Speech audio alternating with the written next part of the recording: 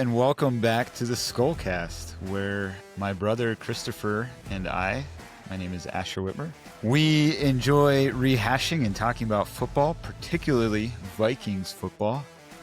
And if you missed it, last week we came in almost ready to give up on the sport of football with as bad of a game as the Vikings had played against the Atlanta Falcons. Now our emotions have swung the exact opposite direction. The Vikings just had their greatest shelling of a team in the Kevin O'Connell era, 48-10 against the Cincinnati Bengals, and I believe they are either tied for second or third in point differential within the whole league. So one game can do a lot for you, but it was a fun game, and we're going to rehash that in this episode. In our next episode, we'll review the league as a whole. If you missed it, you can go back in our last episode where we picked the results for week 3, and you can see kind of the ways we were leaning and what our thought process was in that. But Christopher, what are some of your, what do we want to dive into, pick apart this Vikings game? So if you're watching this, you're likely a Vikings fan. You're probably a fan of somebody in the NFC North if you're not a Vikings fan. And so you're probably familiar with what's been happening with JJ McCarthy and how he missed this game due to a high ankle sprain, and he's going to be out for a few weeks. So Carson Wentz comes in and takes over as quarterback. He manages the game perfectly, and the Vikings offense explodes, as well as a generational, historic effort, or performance from the defense, particularly cornerback Isaiah Rodgers, which the Vikings picked up. He had been with the Eagles last year. So Christopher, what are kind of your takeaways, or where should we jump in first as we reflect on the Vikings-Bengals game this past Sunday? Yeah, I would like to defend myself a little bit last week. I don't know that I was ready to give up on the sport of football.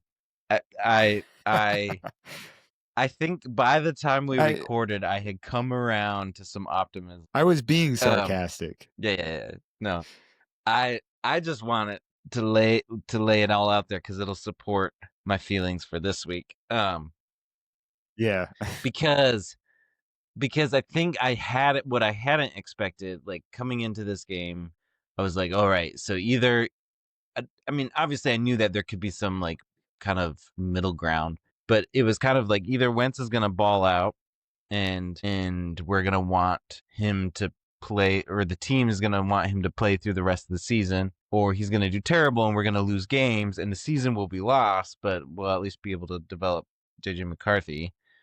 And it felt like an impossible situation. What I hadn't prepared for is the opportunity for the team to ball out, for the defense to step up, and for Wentz to be perfectly mediocre, so that we get to the place where we could, there's a very real scenario where we get to the bye week 5-1, and Wentz has played mediocre, and the team has carried him. And by mediocre, it's not even really an insult. He's a backup. So like, backup's kind of the best that you hope for. Like, you know, a couple years ago it was Cowboys backup went Jake like Brown. 5-0 or something. Oh, yeah.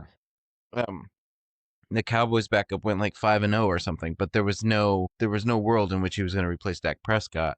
Yeah. So in some ways, I find we can get into some of the details of why, you know, I think that this game was so much different than Atlanta.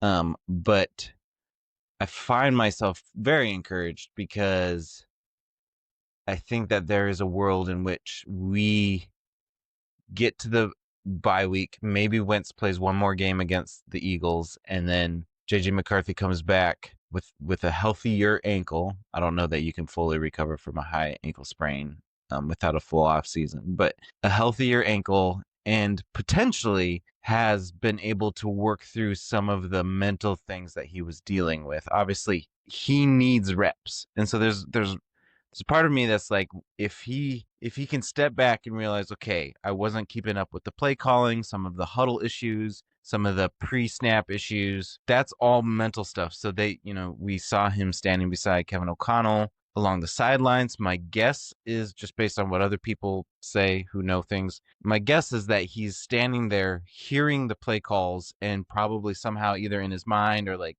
to somebody, to O'Connell, probably not to O'Connell because O'Connell's calling a game, is repeating the play call back so that he keeps that sort of mental, he can kind of get used to hearing the play calls and spitting it out.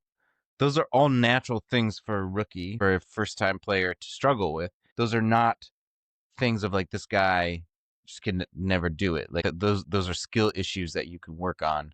Those are not inherent traits or qualities that mean that he'll be a bust or whatever. And so I'm very encouraged because I think there is a real chance in which the Vikings have a real legitimate shot at a playoff position, and McCarthy can come back better and get in, a half season of reps.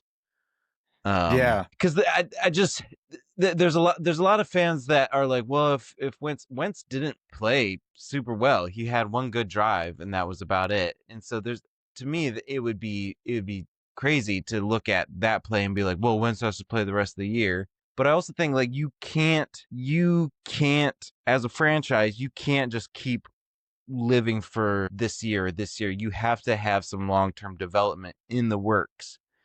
And we've spent the last 10 years just playing for the next year. And we drafted this guy. We set the whole thing in place. Sorry, I've been talking a lot. But like this whole thing is a long-term development. That's the thing that I keep coming back to is first of all, hold up. Wentz did not perform like dominatingly. He did very well. I think he had a 2.55 seconds per throw or two throw, and compared to McCarthy was averaging over 2 games 3.14. But that's not a shocker. That should not be a shocker. A young QB. So I'll give a preliminary and then I'll kind of recap some things dovetailing off of what you brought out. My preliminary is that we need to be very careful. Like Wentz, just because Wentz may perform well and the team blows people out and so forth or wins games doesn't inherently mean we need Wentz to go win a Super Bowl, because I don't have the confidence that Wentz actually would win a Super Bowl. We saw in week 1 that McCarthy has that capacity. There's a lot of development that needs to happen in order to be able to adjust for things. But we're setting McCarthy's development back if we hand the rest of the season over to Wentz in hopes that they get to the Super Bowl this year. And I would rather play the long game of the potential for multiple Super Bowl runs with McCarthy than like grasping at straws again, hoping that Wentz can take a steep. Obviously, as the next few weeks unfold, that'll adjust things. But what I'd like to step back and recap is there could not be, I don't know if I have ever seen, especially for the Vikings, but even in a sense for any NFL team in the last couple of years, such a drastically different scenario between the Falcons game and the Bengals game. Yeah. Like there are so many variables that we have got to be honest about before we just start drawing a bunch of conclusions about this. I sat there watching the Falcons game and rather stunned, like, man, did I underestimate the Falcons defense? Well, the Falcons just got shut out 30-0 to the Panthers. And so was that a trap game? Was that I don't know what was going on. But when you look at, and I don't personally watch the All 22, but I've seen different analysts, QB experts posting about the All 22. The O-line in that Falcons game was absolutely mush. It was the worst O-line ever. And so I don't think Wentz would have handled the Falcons game that much better than the way McCarthy handled it. Yes, McCarthy is a little slow. Yes, McCarthy needs the reps to know when my O-line is falling apart, what do I do and where do I need to go? So that's probably the degree in which Wentz brings some expertise and some instincts that are equipped to the speed of the NFL and everything. But I don't look at that and think, man, that makes Wentz our guy to go get a Super Bowl. Rather, I think Wentz is going to do a fantastic job piloting this ship until McCarthy comes back. But I want McCarthy to get back in then and get the reps even if that means we're definitely not going to the Super Bowl this year. Like, that was not my expectation anyways, and I want to see how McCarthy can be developed. We got several key players back from injuries, and the O-line did a phenomenally better job in the Bengals game that it's not, you can't even compare it. Like, I think McCarthy, I don't know if McCarthy would have put up 48 points. Obviously, Wentz the offense didn't even put up, they only put up 34 points. But like, maybe this game would have been 31-10 or something, like, but I'm quite confident McCarthy could have piloted a blowout of the Bengals as well. And so I think, as far as Vikings fandom and stuff, I just think we need to hit the brakes when you compare both Wentz's performance and Darnold's first performance last year. It's not that much different than McCarthy's first performance. What's different is McCarthy's first performance against the Bears. It was 3 bad quarters, and then he had an incredible third quarter. And it's that incredible third quarter that I'm like, we saw something in him there that you need in a QB. You need to have that. The Eagles saw it in Jalen Hurts this week, and they're coming. You need to have a QB who can do that in the face of adversity. And if you're going to go deep into the playoffs, I certainly didn't have the confidence Darnold could do that. I'm not familiar enough with Wentz, kind of knowing his track record. I don't know that he can do that necessarily. Maybe he could. But all that to say, I still want to see McCarthy developed. But there were so many variables to talk. Yeah, and we could talk about the O-line, Darrisaw, who comes back from injuries, and Trey Hendrickson. It slipped my mind. Through the first 2 weeks was leading the NFL in pressures on the QB, and Darrisaw holds him to 0 pressures throughout the whole game. You have the defense stepping up. We saw Isaiah Rodgers come alive as a cornerback. Mason as a running back, that in a way that we had not seen before. Like, KOC called plays. I don't know if I know enough of what happens in play calling to be able to say, like, oh, he called better plays. Like, it is a lot easier when the defense is giving you good field positioning and when you're able to move the ball. But I just thought KOC had a better play calling. At least I made it for the second, probably third of the game. It was kind of halfway through the third quarter when I was able to start paying attention to it the whole time. And so by then they were very much blowing them out. But that seems to kind of be a consensus. Like, the play calling was, for me, a question that has kind of hovered over KOC's tenure is, why doesn't he blow teams out? He wins all these one-score games. And to me, it's like, well, we just saw KOC guide a ship and totally blow them out. Even if the defense hadn't scored any points, it would have been a 34-10 blowout of the. So now I rambled for a while. We it's always hard to tell, because it's like, what, with those 5 turnovers, would have those drives ended in like field goals or something, but oh yeah, no, I was meaning, like, assuming they turned him over but weren't able to score on the plays. I see. Yeah, I see what you're saying. I think based on what it seems some people have said, like, it seems like Kevin O'Connell may have stripped down the play calling a little bit so that it's not as complex. Kevin O'Connell likes these really complicated plays that take a while to develop. So you have Jefferson running these routes because he's a great route runner, and Hawkinson and Naylor and whatever. And so it was kind of a double whammy for JJ McCarthy, because in order to get it to like Jefferson or whatnot, he needed to hold on to the ball longer. Yeah, he needed to hold on to the ball with a terrible O-line. And so it was a double whammy for McCarthy. And I think there's part of me that's like, I think best case scenario, Kevin O'Connell is just always trying to show his guys that he trusts them. Just give them the benefit of the doubt, throw them back in there. He did that with Dobbs. He gave Dobbs 3 games. And then he gave, he gave Hall the start, and then Hall got injured, so then Dobbs had it, and then Dobbs had 3 games, So he's always just giving people, especially the quarterbacks, shots when other coaches would maybe bail. And so there's like that's important Mhm. to their culture. Um, Mhm. but that's why in some ways this is kind of an unfortunate best case scenario. Obviously, there's a big question mark because it's like we beat the Bears when they were struggling to put things together. We beat the Bengals when everything was falling apart for them. What will we do against a perfectly mid-tier, Steelers? How will we hold up against the Browns, who I think have an underrated defense? Yeah. We get Addison back now. Donovan Jackson is getting wrist surgery, which I think will only take him out for a couple of weeks. So, but like it's left guard. He's a He's out through rookie. the I don't. bye. Yeah.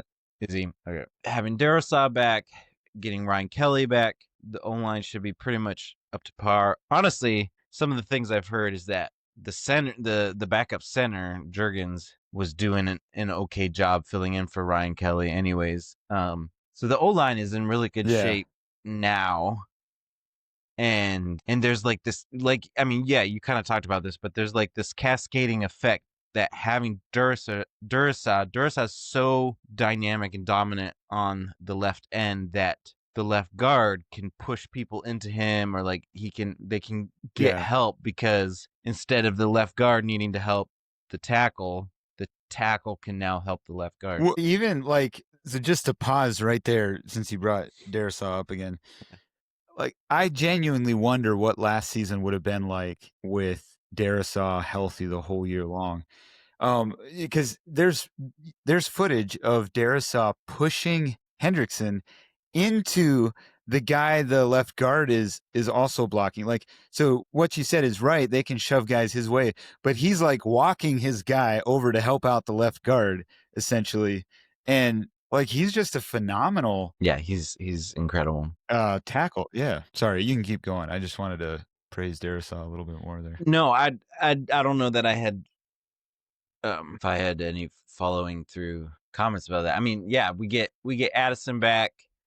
Um, I mean, Naylor's playing incredibly well. We basically have Has two he really dropped the high ball end yet? receivers. That's a good question. I mean, I've listened He, to most of the games. I don't yeah. remember him dropping a I mean, ball. he had, Jefferson has. yeah, Jefferson has. There was it the Falcons game where he had two really crucial catches? Well, he had one to set up the field goal in Yeah, the the Bears first game as well, the Yeah. first half ending field goal. But he's had a couple of catches where I saw it. I'm like, last year he did not catch that ball, like, or he may have had hands on it, but he doesn't bring it in. And he's definitely, hopefully that's an improvement. But he has, as far as I'm aware, caught every ball thrown to him. Jefferson has not, which is rare. But even Thielen has dropped. Max Brosmer threw two, put it Yeah. right on his chest in garbage Yeah. time on Sunday, and Thielen dropped both of them. I think it'll be super helpful to have. What do you? Yeah. So Sorry, I think we're lagging again. go for it.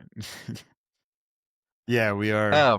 But you go. I was just more about the receivers. I was just gonna say I think it's super helpful. It'll be incredible to have Jefferson and Addison, who are both just high end receivers, and then Naylor, who's an incredible third string, and then Thielen will probably just end up being fresh legs. Like, you have certain packages with Thielen or whatever to just give people rest. And then you have Hawkinson and Oliver, as well as Aaron Jones coming back at some point, who is great as a receiving running back, and then a great running game, hopefully led by Mason.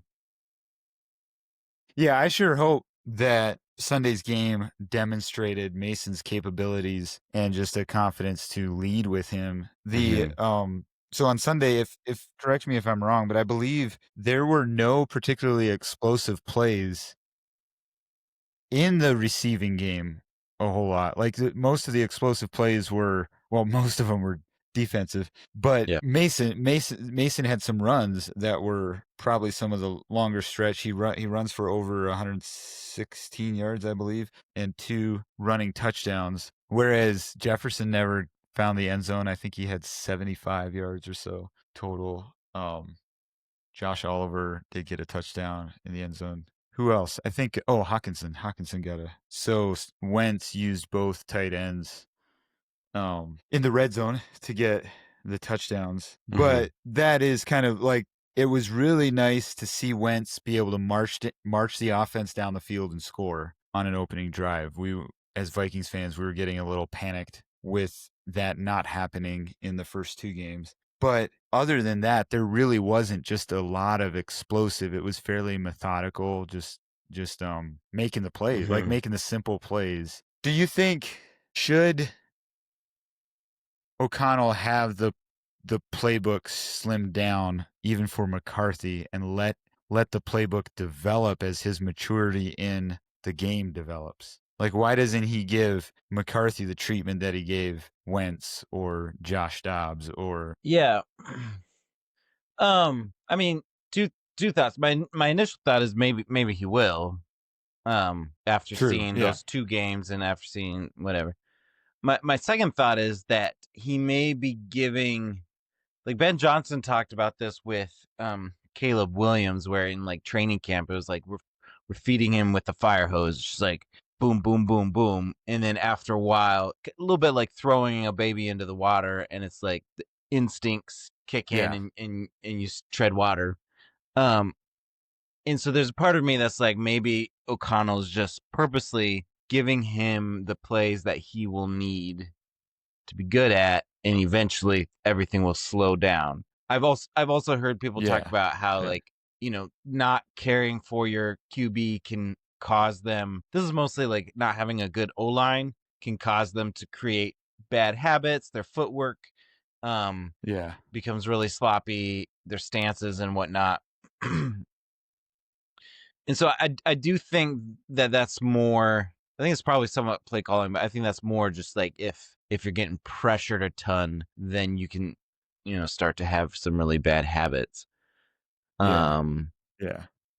I'm not too worried about that. I think the Vikings are really good at working on that stuff. They have been working on his throwing motion and his stance, and they tried to get an O line, and then those first 2 weeks they were Yeah. injured. Yeah, I'm generally excited for, like, I was fairly uh borderline depressed when it comes to Vikings football after that Atlanta game. There were several things about it. One is I expected them, the way they came out firing against the Bengals, I expected to see that against the Falcons after the emotional comeback against the Bears, and now they're coming home to their team.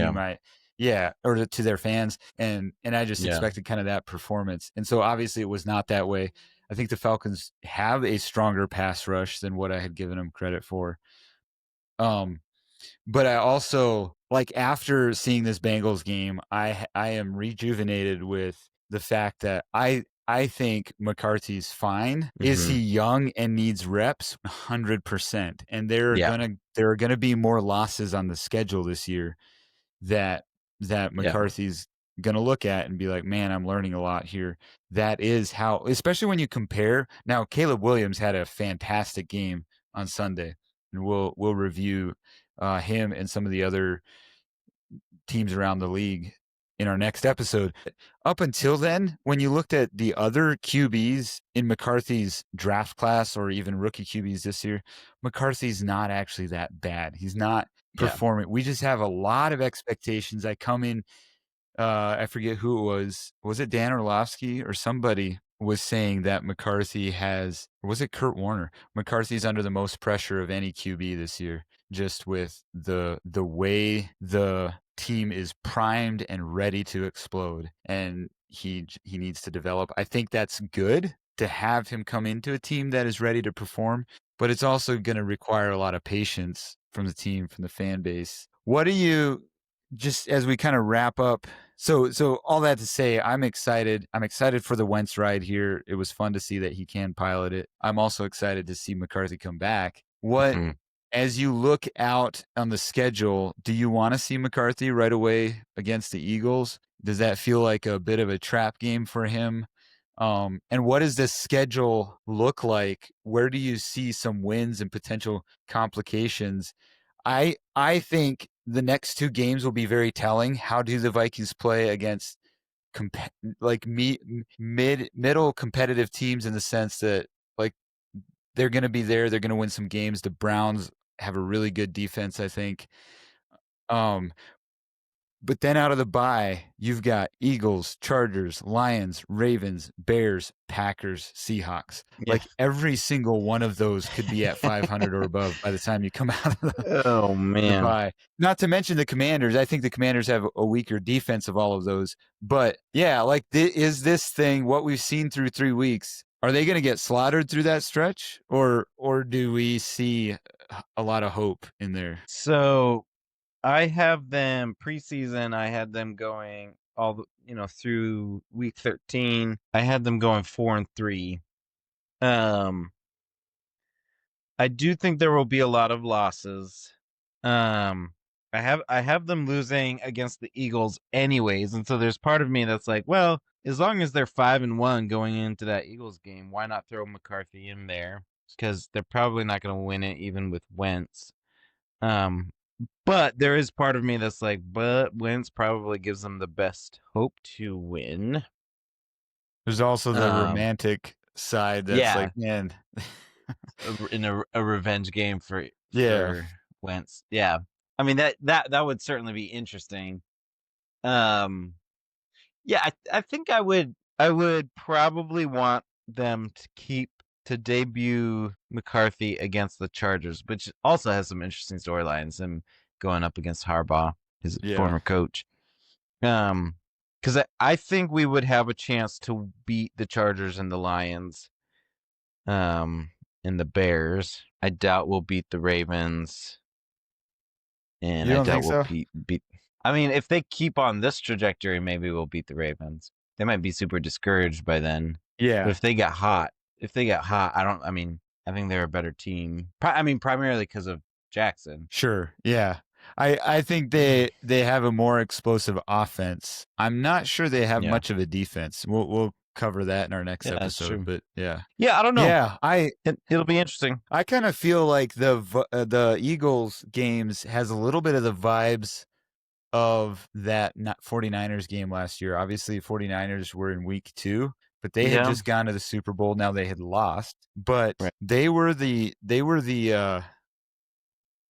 team to beat in the NFC, and the Vikings came in and the Niners came into the Vikings week 2 and beat them. The Eagles, I have them, and just as a pitch for future episodes, we are going to make our Super Bowl picks in our picks episode of this week. So the next episode we're going to do reviewing around the league. And just as a foreshadow, I do have the Eagles in the Final Four. I think they're a given, but they also look a little bit like that, like they could be got.